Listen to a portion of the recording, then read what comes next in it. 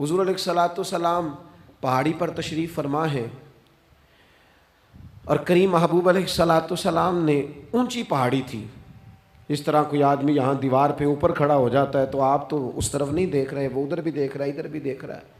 اونچی پہاڑی پر حضور کھڑے ہو گئے اور کھڑے ہو کے فرمایا اگر میں تم سے کہوں کہ پہاڑی کے اس پار دشمن ہے اور وہ تیاری کر کے آ چکا ہے، تم پر حملہ آور ہو جائے گا، کیا میری بات مان لو گے؟ دیکھا نہیں تم نے، میں کہہ رہا ہوں دشمن ہے، تسلیم کرو گے؟ سارے مکے کے لوگ جمع تھے، کہنے لگے کیوں نہیں مانیں گے، آپ صادق بھی ہیں اور امین بھی ہیں، آپ کی زبان سے کبھی جھوٹ نکلا ہی نہیں۔ یہ خاص پیغام حسین کانفرنس میں عرض کرنا ہے آپ کو، بھئی میں اگر کہوں کہ اس طرف دشمن آ گیا ہے، تم نے نہیں دیکھا، میری زبان پر اعتبار کرتے ہو؟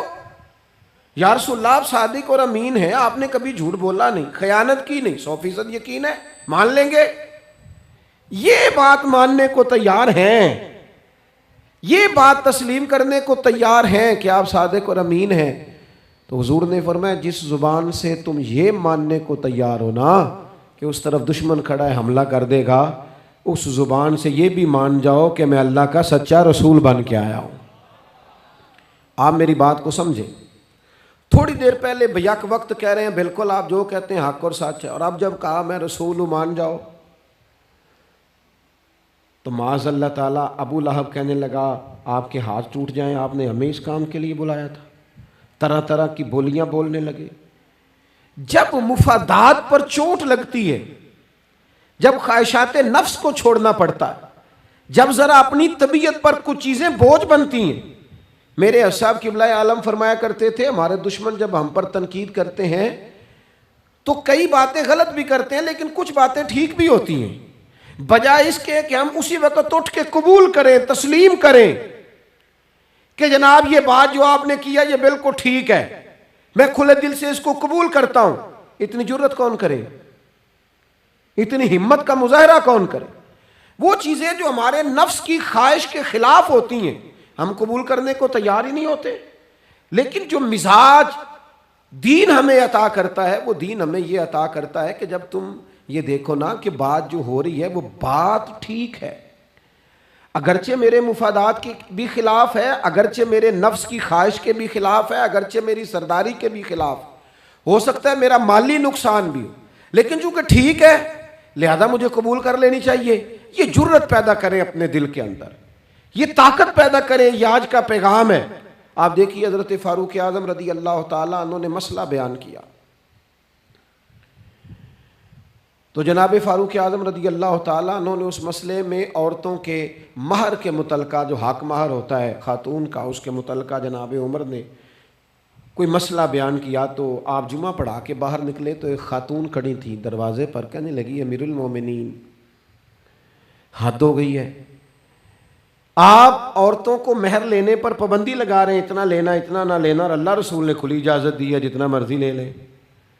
اس خاتون نے دلائل پیش کیے۔ اب امیر المومنین کے سامنے ایک تو ہے کہ عام مرد کے سامنے عورت بات کرے تو لوگ قبول نہیں کرتے، اور 22 لاکھ مربع میل کا حکمران اور جس کے بارے میں معروف ہے کہ ان کا درہ ہر وقت چلتا ہے، اس خاتون نے جناب عمر سے کہا کہ جناب مسئلہ یوں ہے، آپ نے یوں بیان کیا ہے۔ اب ارد گرد لوگ کھڑے تھے، کسی نے یہ نہیں کہا گستاخ معاذ اللہ تو کیا کہہ رہی ہے، امیر المومنین کے سامنے کلام کرتی ہے۔ بات حق تھی، کسی نے جرت نہیں کی۔ ایک شخص حضرت عمر سے کہنے لگے حضور آپ کچھ بولتے کیوں نہیں، کچھ تبصرہ کریں۔ فرمانے لگے بولنا کیا ہے، ایک مرد نے خطا کی ہے اور ایک عورت ٹھیک کہہ رہی ہے، اس کی بات درست ہے، میں کھلے دل سے قبول کرتا ہوں۔ نفس پر گرچہ چوٹ لگتی ہے اسے قبول کریں، کیوں حق کے معاملے میں حضرت صاحب بندے بڑے اچھے ہیں، قبلہ بڑے نفیس آدمی، اور جناب ان کی طبیعت بڑی اچھی ہے، تو پھر آپ قبول کر لیں ان کی بات کو۔ کہتے ہیں آپ دعا کریں میرے لیے میں قبول کر لوں، آپ دعا کریں میں ٹھیک ہو جاؤں۔ او خدا کے بندے، جسے تو ٹھیک سمجھ رہا ہے اس کی بات کو قبول کر، اس بات کا قائل ہو جا، اس پر عمل کر۔ ہمارے مزاجوں میں وہ جو نفسانی خواہشات کا غلبہ ہے آج بھی پوری طرح وہ ہمیں اپنی لپیٹ میں لیے ہوئے، ہم سمجھنے کو تیار نہیں ہوتے۔ حق حق ہوتا ہے، اور جب حق واضح ہو جائے پھر نفسانی خواہشات کو نہ دیکھو. نفس ایک بچے کی طرح ہے، اس کی ایک بات مانو گے دوسری خواہش کرے گا، دوسری بات مانو گے تیسری خواہش کرے گا. اللہ کے محبوب علیہ السلام نے دعا فرمائی ہے، مسند امام احمد بن حنبل میں موجود ہے. حضور اللہ کی بارگاہ میں عرض کرتے ہیں تعلیم امت کے لیے، صرف ہمیں سمجھانے کے لیے، ورنہ تو معصوم عن الخطا ہے. محبوب اللہ کی بارگاہ میں عرض کرتے ہیں اے اللہ مجھے اس خواہش سے بچانا جو ایک اور خواہش میں مبتلا کر دے، اس خواہش سے بچانا جو خواہشات کے دروازے کھول. ہم اپنے نفس کو لے کر دین کے مقابلے میں کھڑے ہو گئے. میری برادری کہتی ہے کہ شادی میں ڈھول بجے گا، تماشا ہوگا، اور اللہ رسول کہتے ہیں کہ اس میں شریعت کا بول بالا ہوگا، پتہ چلے گا جیتتا کون ہے. میری اولاد کہتی ہے کہ اس رستے جانا ہے، رب رسول فرماتے ہیں اس راہ پہ جانا ہے. نفس کی خواہش اور ہے، اللہ رسول کا حکم اور ہے. ہم اس کو تسلیم کرنے کو تیار نہیں ہوتے. معافی مانگنی پڑ گئی ہے ایک بندے سے. ہماری جو بنائی ہوئی قبیلے اور برادریوں میں اونچ نیچ ہے اس کے حساب سے ہم بڑے قبیلے سے ہیں، وہ چھوٹی قبیلے سے ہیں. ہم نے جو بنائی ہے، ورنہ تو قبیلے فقط تعارف کے لیے ہوتے. معذرت کرنی پڑ گئی ہے. لیکن کمال ہے ہمارے مزاج میں وہ پیدا ہو. اللہ رسول کو راضی کرنے کے لیے تھوڑی دیر اپنے نفس کو کچلیں. ممکن ہے ایسا ہو؟ کرتے ہی نہیں ایسا، مزاج نہیں بنایا. ہمارے نفس کی خواہش کے مطابق اگر چلیں پھر سارا. آپ یقین کریں لوگ استادوں کے پاس جا کے عزتیں اور پروٹوکول ڈھونڈتے ہیں، پیروں کے پاس جا کے عزتیں اور پروٹوکول ڈھونڈتے ہیں. ایسی جگہوں پہ جہاں پروٹوکول دینے کی باری تھی وہاں بھی لینے کے چکر میں پڑ جاتے. دینی کاموں میں اگر 4 لوگ ایک جگہ پہ اکٹھے کیے جاتے ہیں نا، یہاں دینی کام کر لو، تو وہاں جھگڑا شروع ہو جاتا ہے. دینی کام تو کرنا ہے پر آگے کون لگے گا؟ دینی کام تو کرنا ہے پر اس میں سربراہی کس کو ملے گی؟ دینی کام تو کرنا ہے، اس میں نام کس کا ہوگا؟ اس میں بڑا قد کس کا شمار کیا جائے؟ اس طرح قومیں آگے بڑھتی ہیں. اہل حق اس طرح ہوتے ہیں، سب سے آگے اپنے نفس کو رکھا جائے اور پھر انسان کا انقلاب آ جائے. یہ کیسے ممکن ہے؟ حضرت ابو ذر غفاری، میں قربان اس شخص پر، سیدنا ابو ذر غفاری اس امت کے درویش فقیر، ایسا شخص جس کے بارے میں محبوب نے فرمایا زمین کے اوپر اور آسمان کے نیچے میرے ابو ذر سے سچا بندہ کوئی نہیں. اتنا بڑا آدمی زندگی فقر و فاقے میں گزار دی، اپنے مزاج پر طاری کر لی چیزیں کہ بس وہ سادگی جو ہمیں ہمارے رسول نے سکھائی ہے اسی میں رہنا ہے. حضرت ابو ذر غفاری گفتگو ہو رہی تھی، بات چیت ہو رہی تھی، جناب بلال حبشی رضی اللہ تعالیٰ عنہ کے ساتھ محو کلام تھے. حضرت بلال نے اپنے آپ کو سمجھا لیا تھا کہ میں دروازہ رسول کا گدا ہوں. کچھ لوگ نا غلام بے دام ہوتے ہیں، بے دام. ہمارے ہاں نا کچھ لوگوں کا پروٹوکول ہوتا ہے اور کچھ لوگ ایسے ہوتے ہیں جو صبح سے لے کے شام تک جھاڑو دے رہے ہوتے ہیں، خدمتیں کر رہے ہوتے ہیں. میں آپ کو صحیح معنوں میں بتاؤں تو اصل حقدار وہ ہوتے ہیں لوگ، اصل ڈیوٹیاں ان لوگوں کی ہوتی ہیں. حضرت بلال حبشی نے طے کر لیا تھا کہ میں نے بس نوکری کرنی اور توجہ سے کرنی ہے. اور میں آپ کو دل کی بات بتاؤں، میں نے بڑے کیمرے دیکھے اپنی زندگی میں، میں نے بڑا کچھ دیکھا تھوڑے وقت میں. میں آپ سے عرض کروں، وہ بڑی مزیدار زندگی ہوتی ہے جس میں انسان تھوڑا پیچھے بیٹھا ہوا ہوتا ہے، جس میں نا بہت سارے کام ہیں. میں تھوڑے دن پہلے ایک جگہ جماعت کرانے کے لیے کھڑا ہوا، ایک صاحب نے جماعت کی ویڈیو بنانی شروع کر دی. بعد میں مجھے دوست بتانے لگے او خدا کے بندے، عبادت تقریر میں کبھی رونا آ جاتا تھا، دعا میں رونا آ جاتا تھا، میں نے ضبط کرنا شروع کر دیا، چھوڑ دیا. لوگ آنسو بیچنے لگ جاتے. پیر صاحب رو پڑے. پیر صاحب کس بات پہ روئے؟ او خدا کے بندو، پیر کو معافی لے لینے دو اللہ رسول سے. اپنے لیے، اپنے سنگیوں کے لیے اللہ کے حضور اسے آنسو بہانے دو. کوئی چیز تو کیمرے سے باہر رہے، کچھ چیز تو. کیا خوبصورت لفظ ہے مولا علی شیر خدا کے، فرماتے ہیں اسے مبارک ہو جسے تھوڑے لوگ جانتے ہیں، اسے مبارک ہو. سے ثبوت نہ پچھو میتھوں، پلائے نظر کرم کا دھوئی. اے میں جانا یا دل بر جانے، غیر نہ جانے کوئی. میں مسکین پرانا خادم، کسے در ملی نہ ٹوئی. یہ تے واصف یار نے نظر جو کی تھی تے واصف ہی ہوئی. یہ تو اس کا فیصلہ ہے، ہمارے لیے مقام شکر ہے، ہر مقام پر شکر گزار ہیں، عاجزی کرتے ہیں، لیکن جو معاشرے کا ماحول بن گیا، یعنی ایک بندے سے بھی آپ بغیر کیمرے کے ملاقات ہی نہیں کر سکتے. وہ زیارت کرنے آتا ہے اور وہ ساتھ کہتا ہے 30 سیکنڈ کا میں نے کلپ بھی بنانا ہے. تو زیارت ہو گئی، بس ختم ہو گئی بات. یہ کون سی زیارت ہے جو تو نے قید بھی کرنی ہے ساتھ؟ خدا کا خوف کریں. کیا کس طرف ہم جا رہے ہیں؟ بہرحال عام دام برسر مطلب حضرت بلال حبشی نے طے کر لیا تھا اپنی زندگی میں سادگی، پیچھے پیچھے رہنا ہے. وہ شہرت سے بچنے والا پیچھے پیچھے رہتا ہے، اور میرا جی چاہتا ہے ساری غزلیں اس ظالم کے نام کریں. کچھ لوگ طے کر لیتے ہیں میں نے پیچھے پیچھے رہنا ہے، ان کے اعلان کیے جاتے ہیں، بلایا جاتا ہے، پھر بھی پیچھے نکل جاتے ہیں. جو عرض کرنا چاہتا ہوں، حضرت سیدنا بلال حبشی نے طے کر لیا تھا. ایک دن کسی بات میں نا ہو جاتا ہے رائے کا اختلاف، رائے کے اختلاف کو کبھی مخالفت نہ بنائیں. اپنوں سے اختلاف ہو تو اختلاف رائے رکھیں، رائے دیں، حکم کبھی نہ دیں. ہمارے یہاں لوگ حکم دیتے ہیں، رائے نہیں دیتے، بعد میں ادھر ادھر بیٹھ کے شکوے کرتے ہیں، دسو جی میری منی نہیں. وہ بھی تیرے سے مشورہ لیا تھا، قبول بھی ہو سکتا ہے، رد بھی ہو سکتا ہے، ختم ہو گئی بات.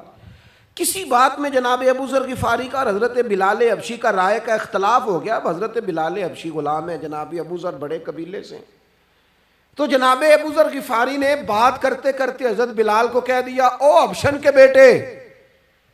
تھے بھی وہ حبشن کے بیٹے، لیکن حضرت بلال کے دل کو تکلیف ہوئی. بعض لوگ کہتے ہیں میں نے سچ ہی بولا ہے. سچ اپنے بارے میں بولنا، تو دوسروں کے بارے میں سچ بولتا ہے، اپنے بارے میں بول. صرف تو دوسروں کے لیے بولے، او جی میں نے سچ ہی تو بولا تھا. سچ بولنے کی بھی حکمت ہے. سچ بولنے کی سب سے بڑا سچ کسی کو اللہ کی طرف بلانا ہے. اور میرا رب فرماتا ہے ادعو الی سبیل ربک بالحکمہ. کسی کو اللہ کی طرف بھی بلاؤ تو دانائی کے ساتھ بلاؤ، حکمت کے ساتھ. سب سے بڑا سچ بھی بولو تو دانائی کے ساتھ بولو. تو نے سچ بولا ہے اور تو نے لوگوں کا کلیجہ چیر کے رکھ دیا ہے. یہ کیا انداز ہوا تیرا سچ بولنے کا؟ یہ کیا طریقہ ہوا؟ حضرت سیدنا بلال حبشی رضی اللہ تعالیٰ عنہ کو جناب ابو ذر غفاری نے کہا حبشن کے بیٹے بات سچی تھی. حضرت بلال کو تکلیف ہوئی، کونے میں بیٹھ کے روئے. اور غلام روئے اور آقا کو خبر نہ ہو. تڑپے جو ہم یہاں تو مدینے خبر گئی. حضور علیہ الصلوۃ والسلام پتہ چلا، محبوب نے منبر سجایا. حضور کی عادت تھی نامینیٹ کر کے اصلاح نہیں کرتے تھے، بائی نیم نہیں، نامزد کر کے نہیں، اوورال بات کر دیتے، سمجھنے والے سمجھ جاتے. حضور فرمانے لگے لوگوں کو کیا ہو گیا ہے؟ میں نے تو جاہلیت کی ساری باتیں پاؤں تلے رون دی تھی، ابھی بھی کہتے ہیں بلال کو حبشن کا بیٹا. حضرت ابو ذر غفاری کہتے ہیں باقی تو کوئی نہ سمجھے تو میں سمجھ گیا. بڑا مشکل ہوتا ہے مجمع میں اٹھ کے معافی مانگنا. ہمارے ہاں بعض لوگ معافی بھی اس طرح مانگتے ہیں کہ یوں لگتا ہے گن بھی ساتھ پکڑی ہوئی ہے. معافی دو ورنہ گولی مار دوں گا. معافی مانگنے کا بھی طریقہ سلیقہ نہیں آتا. اور دنیا میں کچھ ایسے نفس پرست ہیں، ان کو استادوں سے معافی مانگنے پڑی تو نہیں مانگ سکتے. مشائخ سے معافی مانگنے آتی ہے تو نفس کے بندے بن کے نفس کی غلامی کرتے ہیں، لیکن اپنی عزت کی جگہوں کو بھی درست نہیں کرتے. کتنا بڑا مجرم ہے جو باپ سے بھی معافی نہ مانگ سکے، جو ماں سے بھی نہ کہہ سکے میں غلطی کر گیا تھا. اتنی بڑی نفس پرستی. تو نے آقا بنا لیا اپنے نفس کو اپنا. مجموع میں معافی مانگنا، اعتراف کرنا، حق کو قبول کرنا، اپنے نفس کو ذبح کرنا. حضرت ابو ذر غفاری مجمع کے بیچ اٹھ کے کھڑے ہوئے، چمکتا دمکتا چہرہ، قبولیت حق کا جذبہ، اپنے نفس کو چیر دینا اور اس پر پاؤں رکھ کے رب رسول کا قرب حاصل کرنے کا ذائقہ. جناب ابو ذر غفاری حضرت بلال کے قریب گئے اور پھر ان کے سامنے لیٹ گئے. رو کے کہنے لگے حبشن کے بیٹے اٹھا اپنا پیر اور رکھ میرے سینے پہ. میں اس قوم کو بتانا چاہتا ہوں کہ تھا تو حبشن کا بیٹا، پر جب سے مدینے والے کا کلمہ پڑا ہے کائنات میں عزت والا ہو گیا ہے.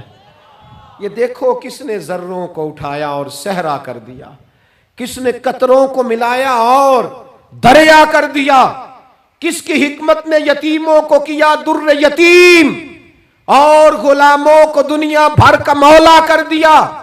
ہمارا نفس کی خواہش بچی، رشتے نہیں بچے. ہمارے نفس کی خواہش بچی، ताल्लुकात नहीं बचे, नफ्स की ख्वाहिशें बची, हमारे अपने नहीं बचे। नफ्स की ख्वाहिशें बची, माल जमा हुआ, ध्यानतदारी नहीं बची, वादों की पाबंदी नहीं बची, तिजोरियां भर गई, रूहें उजड़ गई, बददियानती से रिस्के हराम से कमाया हुआ माल, कारें कोठियां बंगले बन गए, बातन उजड़ गया। इसलिए कि नफ्स की ख्वाहिश पूरी की। नफ्स के सामने अगर अंबिया की भी तालीमात आई, लोगों ने तकब्बुर किया, कत्ल तक कर दिया नबियों को, लेकिन अपने नफ्स की ख्वाहिश के खिलाफ जाने को तैयार न हुए। खुदारा वापिस आ जाओ, खुदारा। वक्त आया, ये वक्त बदलता रहा, ये दौर तब्दील होता रहा। लोगों ने अपनी बादशाहियां कायम करने के लिए बड़े बड़े कत्ल किए। हलाकू खान ने इंसानी खोपड़ियों के मीनार बनाए, लोगों ने बड़े बड़े जुल्म किए, जबर किए, खौफ और हिरास फैलाया, अपने इख्तिदार पक्के करने के लिए बड़े बड़े जबर किए। फिर क्या हुआ? ऐसी ऐसी बीमारियां लगी जिनके इलाज ही कोई नहीं थे दुनिया में। भरी हुई तिजोरियां, पैसे बाहर गिर रहे हैं, पर डॉक्टर कह रहा है तेरा मर्ज ही वो है जिसका इलाज ही कोई नहीं। अल्लाह तबारक व तआला के कानून से जब लोग टकराते हैं, फिर पाश पाश हो जाते हैं। वक्त गुजरा, टाइम यजीद का आया।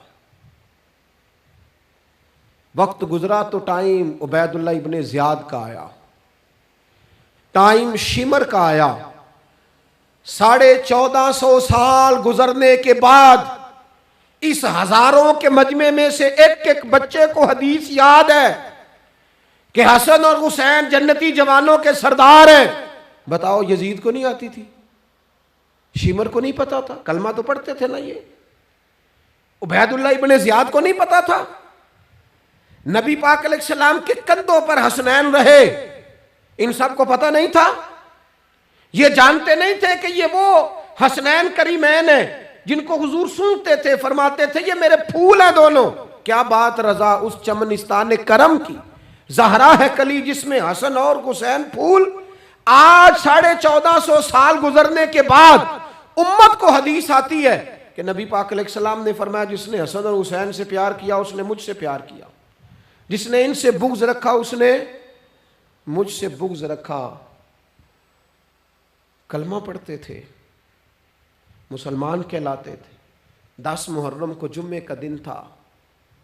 इमाम हुसैन इमामा बांध के घोड़े पर बैठकर खुतबा देने लगे तो एक शख्स अंदर से बोल के कहने लगा, हुसैन तकरीर लंबी ना कर, हमारा जुमा लेट हो रहा है। बल्ले हो नमाजियो, सामने वो शख्सियत खड़ी है जिस पर अभी दुरूद पढ़ेंगे नमाज में, अल्लाहुम्मा सल्ले अला मुहम्मदिन व अला, अभी दुरूद पढ़ेंगे हुसैन इब्ने अली पर, अभी शहीद करके अभी दुरूद पढ़ेंगे, वो सामने खड़े। और इमाम हुसैन का एक जुमला तारीख ने यूं लिखा है कि शायद रेत के जर्रे भी तड़प गए। इमाम अली मकाम फरमाने लगे, मुझे गौर से देखो, तुम्हें पता है मैं कौन हूं? तुम जानते हो मैं कौन हूं? नबी पाक ने फरमाया था ये हसन और हुसैन मेरे बेटे हैं, क्योंकि मेरी बेटी के बेटे। तुम्हें पता है मैं कौन हूं? सामने इमाम हुसैन खड़े। फरमाया मुझे जानते हो? और इमाम अली मकाम फरमाने लगे, मैं तुम्हारे नबी का नवासा हूं और आज के बाद तुम्हें किसी नबी का कोई नवासा नहीं मिलेगा, क्योंकि नबी पाक आखिरी नबी हैं। और जब हुजूर के बाद कोई नबी नहीं आएगा तो किसी नबी की औलाद कैसे होगी? तुम्हें आज के बाद किसी नबी के नवासे की ज़ियारत नहीं मिलेगी। मैं कैसे आपसे ये बात आपको अर्ज़ करूं कि सामने हुसैन इब्ने अली भी हों तो लोग नफ्स की ख्वाहिशें पूरी करते हैं, लोग अपनी कुर्सियां पक्की करते हैं, लोग गवर्नरियां पक्की करते रहे, लोग गुड बुक में जाने के लिए एक दूसरे को शाबाशियां देते रहे, जश्न होता रहा। सबसे पहले एक शख्स ने इमाम हुसैन का काफिला रोका था, उसका नाम होर बिन यजीद था। सबसे पहले उसने रोका था। वो एक लश्कर का सिपा सालार था। जब इमाम हुसैन रज़ी अल्लाह ताला अन्हु ने खुतबा पढ़ा ना तो होर यजीदी फ़ौज में था, वापस गया और उबैदुल्ला इब्ने ज़ियाद से जाके कहने लगा, या जो भी वहाँ लोग मौजूद थे यजीदी फ़ौज के, उनसे कहने लगा तुमने तो कहा था कि सिर्फ रास्ता रोकना है, تم نے تو کہا تھا کہ صرف ان سے کچھ منوانا ہے. تم نے تو جب مجھے بھیجا تھا تو کہا تھا کہ بس تھوڑے معاملات ہیں. اوہ سچ بتاؤ, نبی کے نواسے کو شہید کرو گے؟ تم نے تلواریں نکال لی ہیں, نیزے نکال لیے ہیں, تیر نکل آئے ہیں, تیاری مکمل ہے. مجھے سچ بچاؤ, کیا حسین ابن علی کی گردن پر خنجر چلانے لگے ہو؟ سیدہ فاطمہ کا جگر پارا شہید ہوگا؟ کیا یہ خبر سچ ہے؟ یوں ہوگا؟ تو کہنے لگے ہاں یہی حکم ہے ہمیں, یہی تیاری ہے, یہی پروگرام ہے, یہی پلان ہے, یہی ہوگا. کہنے لگا میں اور آپ تو مدینے والے رسول کا کلمہ پڑھتے ہیں, تو کیا محبوب کے نواسے کو ذبح کرو گے؟ جناب علی اکبر کو, جن کا چہرہ رسول پاک سے ملتا ہے, حضرت قاسم بن حسن کو, جناب علی کے بیٹوں عباس بن علی کو, حضرت علی کے بیٹے ابو بکر بن علی کو, حضرت علی کے بیٹے عمر بن علی کو, حضرت علی کے بیٹے یہ بھی 3 کربلا میں موجود, حضرت عثمان ابن علی کو, ان کو شہید کرو گے؟ نے کہا ہاں تیاری ہو گئی ہے. تو سب کے ضمیر مردہ نہیں ہوتے. ہاں بڑی بڑی سخت جگہوں پہ پھول اگتے ہیں. حر نے جب ان سے کہا کہ تمہارا پکا ارادہ ہے, کہا پکا ارادہ ہے, تو اس نے کہا یہ زیرہ پکڑو, یہ عہدہ پکڑو, مجھے تمہارا دیا ہوا عہدہ نہیں چاہیے, حسین کے نانا کی دی ہوئی جنت درکار ہے, یہ رکھو اپنے پاس, مجھے تمہارا. ایڑی لگائی اس نے اور دوڑا اور امام حسین کے قدموں میں گیا. کہنے لگا حضور میں مجرم ہوں, میں خطا کار ہوں, میں نے سب سے پہلے آپ کو روکا تھا, پر مجھے قسم ہے اللہ کی میں جانتا نہیں تھا ان کا ارادہ کیا ہے. حضور بھول گیا, غلطی کر بیٹھا, یہ انتے ہوں گے, ان کی آنکھوں میں پٹی بندی ہوگی, اور مجھے تو پتہ ہے نا کہ دنیا کو پھر محمد کا نواسہ نہ ملے گا, مجھے خبر ہے. اگر معافی مانگوں تو معاف کر دو گے؟ پہلا مجرم ہوں, میں نے روکا ہے, اگر آ جاؤں تو قبول کر لو گے؟ یہ ظرف, یہ حوصلے, یہ توانائیاں اگر ہیں تو سیدہ فاطمہ کے دودھ میں ہیں, یہ شیر خدا کی تربیت میں ہیں, یہ محبوب نے جو ان کی زبانوں کو چوسا تو اس کرم میں ہے. حضرت امام حسین نے اٹھ کے سینہ یوں چوڑا کیا, ہاتھ پھیلائے, فرمایا آجا, لگ جانا میرے سینے کے ساتھ, تو آ جانا, تو نے دیر کی, ہم تو پہلے سے منتظر تھے, تو آ جا, تیری ساری معاف ہیں. حر کے مقدر جاگے, امام علی مقام کے لشکر میں شامل ہوا. بعض نے لکھا ہے جو لوگ ابتدا میں شہید ہوئے امام حسین کی طرف سے, ان میں حر شامل. خدا را کچھ خواہشات, کچھ نفسانی باتیں چھوڑ دو. سارا دن اپنے آپ کو ہی منواتے رہنا. اپنی ضد کے سامنے لوگ بڑے بڑے ادارے تباہ کر دیتے, بڑی بڑی جماعتیں تباہ ہو گئیں, بڑے بڑے آستانے خیر کے ٹوٹ گئے, لیکن ہماری انا, ہماری ضد, ہمارا تکبر, ہماری اپنے لیے خواہشات یہ ختم نہ ہو سکیں. امام حسین رضی اللہ تعالیٰ عنہ کو جن لوگوں نے شہید کیا, انہیں حضور کا خون نظر نہیں آیا, نفس کی خواہشیں نظر آئیں, جائیدادیں نظر آئیں. لیکن پتہ ہے کمال کیا ہے؟ ہمیشہ جو لوگ حق قبول کرتے ہیں نا, اللہ تعالیٰ انہیں یہ عزت عطا کرتا ہے. 2-4 باتیں میری ضرور لے کے جانا. یہی لنگر ہے آج پیغام حسین کانفرنس کا. دیکھو آپ کے والد آپ کو جو سمجھاتے ہیں وہ ٹھیک ہے, یا جو آپ کہہ رہے ہیں وہ ٹھیک ہے؟ غور کرو. آپ کے اساتذہ اور مشائخ جو آپ کو کہتے ہیں وہ ٹھیک ہے, یا جو ضد آپ نے لگا لیا وہ ٹھیک ہے؟ اور سب سے بڑھ کر اللہ رسول کا حکم زیادہ مؤثر ہے, یا جو آپ نے اپنی مرضی سے چیزیں طے کی ہیں وہ زیادہ مؤثر؟ اپنی نفسانی خواہشات کو تھوڑی دیر کے لیے کنٹرول کرو, اپنے آپ پر تھوڑی دیر کے لیے پابندی لگاؤ, ایک ایک کر کے اپنی خواہشات کو کچلو. زندگی کے اندر کچھ ایسی چیزیں پیدا کرو جس سے روح تازہ رہے, دل تازہ رہے, طبیعت تازہ رہے, دین بچا رہے. جتنی طلاقیں ہوتی ہیں نا معاشرے میں، ہم سے اگر دن میں 100 لوگ مسئلہ پوچھتے ہیں تو 95 طلاق والے ہوتے ہیں، سوائے اس کے کہ نہ میاں ہارنے کو تیار تھا نہ بیوی ہارنے کو تیار تھی، بالآخر رشتہ ہی ہارا، دونوں کے ہوتے ہوئے بچے یتیموں جیسی زندگی گزارنے لگے۔ تھوڑی دیر کے لیے لوگ چپ نہیں کیے، سارا کچھ ختم کر لیا۔ اپنی مزاج کے اندر، اپنی طبیعت کے اندر تحمل پیدا کرو، بردباری۔ میں ایک دفعہ بہت پریشان تھا، حالات کچھ عجیب رخ اختیار کر گئے، بہت پریشان تھا، تو میں ایک بزرگ کی خدمت میں حاضر ہوا، میں نے کہا دعا فرمائیے گا، تو مجھے کہنے لگے سیدہ زینب کی سیرت پڑھو۔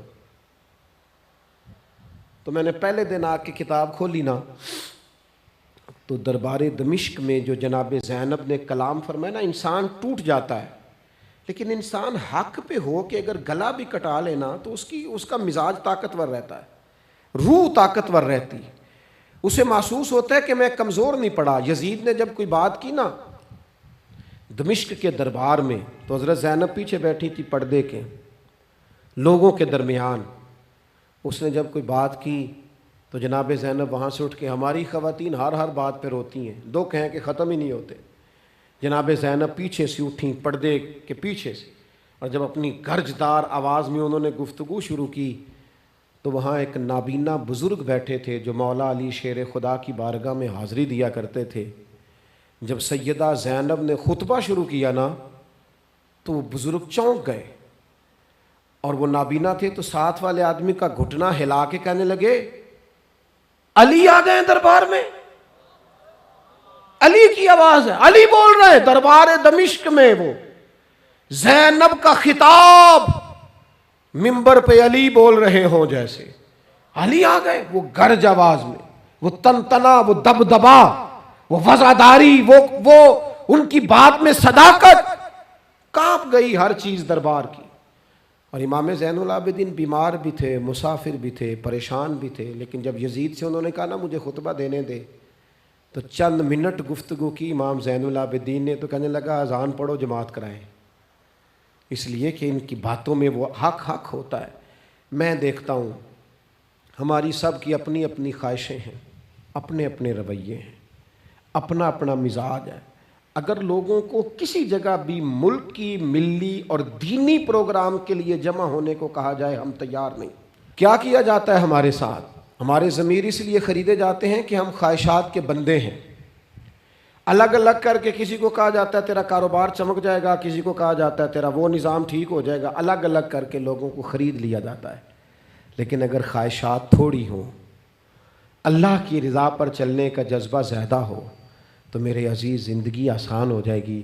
میں تو امام علی مقام رضی اللہ تعالیٰ عنہ اور یزید کے معاملے میں ایک ہی بات سمجھا ہوں، سب کو پتہ تھا یہ حسین ابن علی، سب کو پتہ تھا حق ان کے ساتھ ہے، سب جانتے تھے ان سے زیادہ عظمت کسی کی نہیں، لیکن اپنے نفس کی خواہشوں پر کنٹرول نہیں کر سکے۔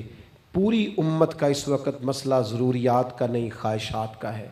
2 قدم پیچھے ہٹیں خواہشوں کے لیے، 4 قدم آگے بڑھیں دین کے لیے۔ 2 قدم پیچھے ہٹیں اپنی خواہشات کو چھوڑیں، 4 قدم آگے بڑھیں ملک کے لیے، ملت کے لیے۔ 2 قدم پیچھے ہٹیں اپنی خواہشات کو چھوڑیں، 4 قدم آگے بڑھیں نظریے کے لیے اور فکر کے لیے اور امام حسین کے پیغام کے لیے۔ آج میں آپ سے گزارش کروں گا، اگر انام بچاؤ گے تو روحانیت نہیں بچے گی، اگر نام بناؤ گے تو کام نہیں ہوگا۔ فاضل بریلوی نے کہا تھا بے نشانوں کا نشان مٹتا نہیں، ہمارا تو مٹتے مٹتے بھی نام ہو ہی جائے گا۔ اپنی زندگی سے نفسانی خواہشات کو نکال دو، ورنہ یہ بڑے بڑے فضیلت معاب لوگوں کے سامنے بھی کھڑی ہو جاتی ہے، بے ادب کرتی ہے، بندے کو یہ گستاخ بناتی ہے معاذ اللہ۔ بڑی جگہ انسان زیادتیوں پہ، آج بھی کچھ لوگ کہتے ہیں فلاں آدمی اتنا نیک ہے تو پھر فلاں بندہ مخالفت کیوں کرتا ہے؟ میں نے کہا جو نبیوں کی مخالفت سے باز نہیں آئے، جو صحابہ کی مخالفت سے باز نہیں آئے، اہل بیت کی مخالفت، جو حسین ابن علی کے سامنے کھڑے ہو گئے، نیک آدمی کس کھاتے میں؟ اللہ کا قرآن کہتا ہے یجاہدون فی سبیل اللہ ولا یخافون لومۃ لائم ذالک فضل اللہ یؤتیہ من یشاء۔ کچھ لوگ اللہ کے راستے میں جہاد کرتے ہیں تو لوگ ان کی ملامت بھی کرتے ہیں، انہیں برا بھی کہتے ہیں، پر وہ کسی کی پرواہ نہیں کرتے، یہ ان پر اللہ کا فضل ہے، اور یہ فضل رب جسے چاہتا ہے اسے عطا کرتا ہے۔ آپ حضرات آج اس محفل سے یہ لنگر لے کے جائیے گا کہ کہیں میری روحانیت کے سامنے میری نفسانی خواہشات تو نہیں کھڑی ہو گئیں۔ تھوڑا سا 2 قدم پیچھے ہٹنا ہے، ہم نے امام علی مقام سے فیض لینا ہے، امام حسین کی عظمتوں کو سلام کرنا ہے۔ سر اٹھا کے جینا چاہتے ہو تو امام حسین کا طریقہ اپنا لو، ان کے رستوں کے مسافر بن جاؤ۔ زندگی وقار کے ساتھ گزرے گی، خودداری کے ساتھ گزرے گی، عزت نفس کے ساتھ گزرے گی۔